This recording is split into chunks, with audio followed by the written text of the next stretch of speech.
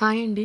అందరికీ తొలి ఏకాదశి శుభాకాంక్షలండి. నిన్న శనివారం కదండి, మేమైతే వెంకటేశ్వర స్వామి టెంపుల్కి వెళ్ళాము. మేము వెళ్ళిందైతే అప్పలాయగుంటలోని శ్రీ ప్రసన్న వెంకటేశ్వర స్వామి గుడి. ఈ గుడి అయితే చాలా ఫేమస్ అండి. తిరుపతి సరౌండింగ్స్లో ఉండే వాళ్ళకైతే చాలా బాగా తెలిసి ఉంటుంది. మేమైతే 11 కల్లా స్టార్ట్ అయ్యాము.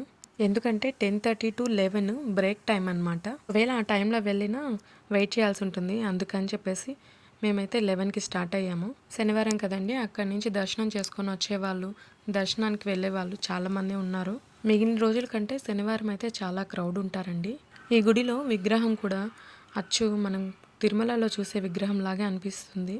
తిరుమలకి వెళ్ళి దర్శించుకున్న ఫీలే కలుగుతుందండి ఈ టెంపుల్కి వెళ్ళి ఇక్కడ దర్శించుకున్నా కూడా వెంకటేశ్వర స్వామిని. తిరుమలలో భక్తులు తలనీలాలు సమర్పించినట్లుగానే ఈ గుడిలో కూడా తలనీలాలు సమర్పిస్తుంటారు భక్తులు ఆ వెంకటేశ్వర స్వామికి. ఈ ప్రసన్న వెంకటేశ్వర స్వామి గుడి కూడా తిరుమల తిరుపతి దేవస్థాన ఆధ్వర్యంలో ఉంది. ఇక్కడ కూడా స్వామివారికి బ్రహ్మోత్సవాలు, ఊంజల్ సేవ అలాంటివన్నీ జరుగుతాయండి. దగ్గరకైతే వచ్చేసామండి.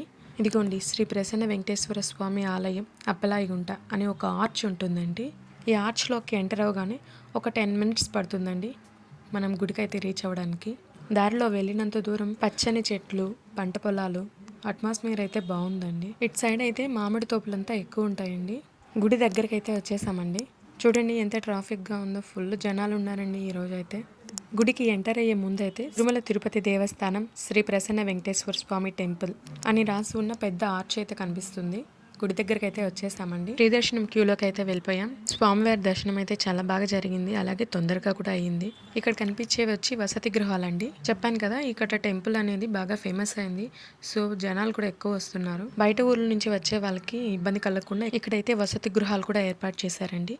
ఈ గుడి దగ్గర అన్నదాన కార్యక్రమం అయితే జరుగుతుంది. మేము వెళ్ళినప్పటికైతే జరగట్లేదండి, సో అందుకే వీడియో తీయలేదు. ఇక్కడ దగ్గరలో చెరువు ఉంది. చెరువులో మొత్తం తామర పువ్వులు ఉన్నాయి. మీరు కూడా తప్పకుండా ఒక్కసారైనా ఈ గుడికి వెళ్ళి స్వామివారిని దర్శించుకోండి.